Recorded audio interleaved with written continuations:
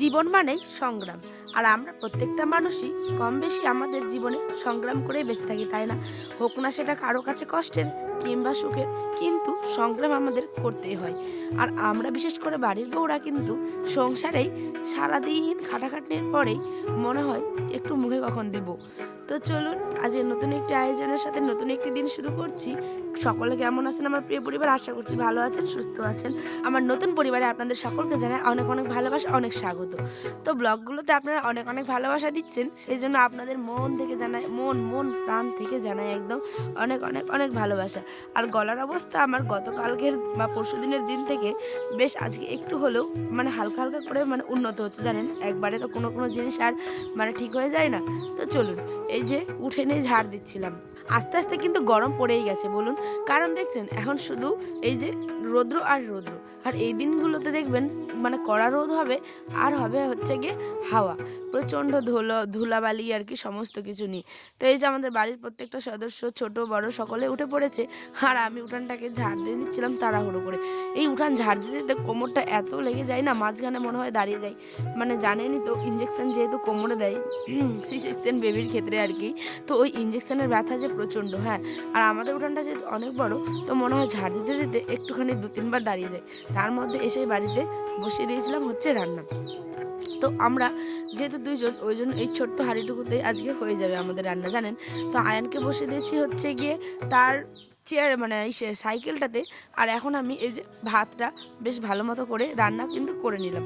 আর আজকে জানেন, মা দাদিদের মুখে মানে যেটা শুনেছি আর কি, বা আগে যেরকম আমার নানিরা বা দাদিরা যেরকম রান্না করতো, অত আগেকার লোক তো ছিল সাদা মাটা, তাই না? আর সহজ সরলে ভরপুর।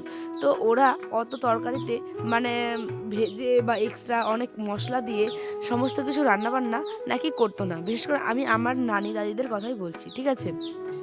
তো ওরা আগে কি করতো, তরকারিটা অনেকে মানে শনে রান্না করতো, অনেকে বলে সেন দিয়ে রান্না করতো, অনেকে বলে শনে। তো আজকে শনে কিভাবে রান্না করে ওইটাই আজকে আপনাদেরকে আমি দেখাবো। দাঁড়ান দাঁড়ান, তার আগে এই যে বেগুন ফুলকপি সমস্ত কিছু মটর, কি বলে এটা, পেঁয়াজগুলি, এই সিজনে পেঁয়াজগুলি বহুত খেয়েছি জানেন। আর টাটকা গ্রামের মানে একদম টাটকা শাকসবজি বলতে পারো।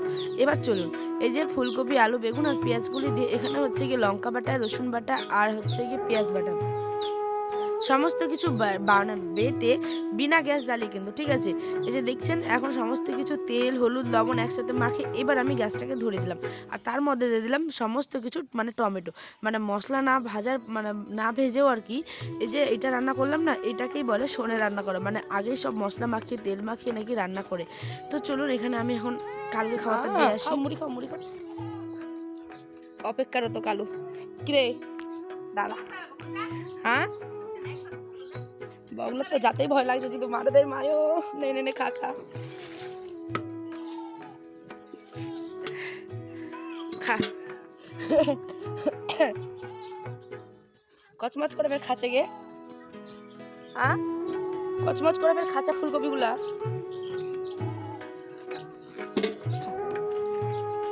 মারিস না বাবা।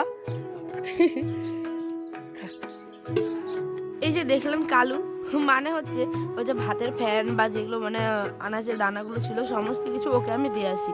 আর এই গরম গরম খাবারটা আজকে প্রথম ওর গায়ে মানে বেশ মানে হাত দিয়ে দিয়ে নাড়িয়ে দেখলাম, কারণ ভয় লাগে তো, কোনো কোনো সময় এমনভাবে তেড়ে আসে মনে হয় যে দিবে বাড়ি। তো চলুন, মজা করছিলাম। এবার আয়নের বাবা তো খাওয়া দাওয়া করে চলে গেল। চলুন, তারপরে আমি এখানে বসবো হচ্ছে কি একটা বস্তা মুড়ির আর কি, এই বস্তাগুলো আমাদের এখানে পাওয়া যায়, হ্যাঁ। আর মানুষ তো অভ্যাসের দাস, জানেন। আমার বাবার বাড়ি গেলে আবার দেশি মুড়ি, মানে ওখানে দেশি, আর এটা হচ্ছে একটু নাকি বিদেশি মুড়ি, মানে অন্য রকমের মুড়ি, ঠিক আছে, ফাঁপা টাইপের আর হালকা। আর যেটা দেশি মুড়ি ওটাতে দেখবো লবণ বেশি থাকে, একটু ভারী। তো ওইটা আমি আগে প্রচণ্ড মানে পছন্দ করতাম, মুড়ি আমার এরকমই খুব পছন্দের। সারাদিনে যদি আমি ভাত মানে নাও খাই, কিন্তু মুড়ি মানে আমার সব থেকে পছন্দের বলতে পারেন। কার কার বেশি পছন্দ অবশ্যই কমেন্টে জানাবেন তো। যদি হয় মুড়ি, আর যদি হয় কোনো তরকারি হোক বা না হোক, হালকা টালকা তেল জল দিয়ে বেশ করে আমি কিন্তু মাখিয়ে খেয়ে নিই। আর জানেন, ওই জন্যই এই যে মুড়ির বস্তা প্রায় আমাদের মাসে 2টা লেগেই যায়। মানে এগুলো তো 2-2.5 কেজি করে 2-2.5 কেজি বলছি, সরি 1.5 কেজির, মানে 1-1.5 কেজির মতো থাকে। তো চলুন, আমার এখানে টিনটা ভর্তি হয়ে গেছে। আর এবার দেখছি এই যে অন্যান্য দিন কিন্তু এই বস্তাগুলোতে মুড়ি কম থাকে। আর এটা দেখছি এই যে বাটিটা দেখছেন ওটা এক ভর্তি হয়েছে আর একটা টিন ভর্তি। আর মারা যেহেতু এসেছিল তো তখন আর খোলা হয়নি, যেহেতু মারা ওই যে চা বিস্কিট হালকা জলখাবার খেয়েছিল আর আমি তো ভাত বসিয়ে দিয়েছিলাম।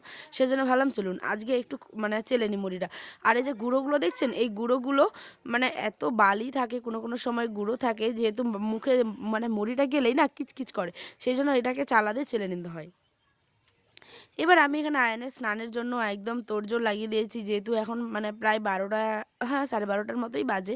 আর এইমাত্র কিন্তু ওকে ঘুমিয়ে দিয়ে আমি ভিডিওটা এডিট করব, তারপরে ভয়েস দিব। অনেক কাজ আছে জানেন, তার মধ্যে থাম্বনেল তৈরি করা সমস্ত কিছু করে টোরে। আর আয়ন সোনা কিন্তু ঠিক আমার এটা হয় আর আয়ন সোনা উঠে পড়ে জানেন।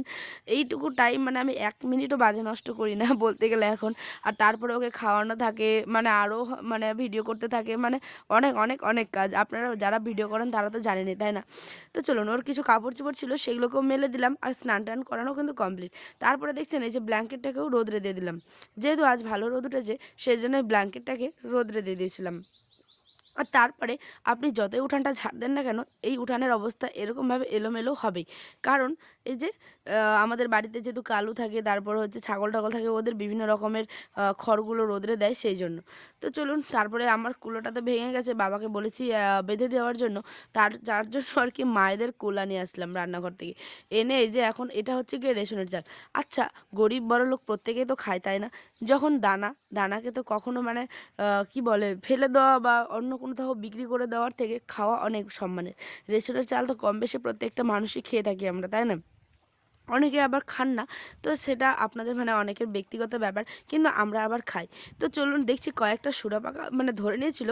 সেইজন্য এটাকে বেশ অনেকক্ষণ ধরে মানে ঝেড়ে নিয়েছিলাম জানেন। সেইজন্য হালকা খিদে পেয়ে গেছিল। তারপরে দেখি যে বাবা যে রসগোল্লাটা এনেছিল খেজুর গুড়ের, তো সেটা ছিল ২ খানা। একটা আয়নার আব্বার জন্য রেখেছি আর একটা আমি খেয়ে নিয়েছি। তারপরে আমার যেটা বিকালের টাইম আর কি আয়ন সোনাকে একটু ঘোরাঘুরি করাচ্ছিলাম। তো চলুন আগামীকাল আবার একটি নতুন ব্লগ নিয়ে আসবো। আজ এই পর্যন্ত, দেখা হবে অন্য একটি ব্লগে। সকলে ভালো থাকবেন, সুস্থ থাকবেন। আর আয়ন সোনাকে মাঝে মধ্যে আমি এরকম করে খেল দিয়েই থাকি জানেন। আর আমার ছেলেটা কিন্তু খুব খুব খুব এনজয় করে। তো চলুন সকলে ভালো থাকবেন, সুস্থ থাকবেন। আল্লাহ হাফেজ, দেখা হবে অন্য একটি ব্লগে।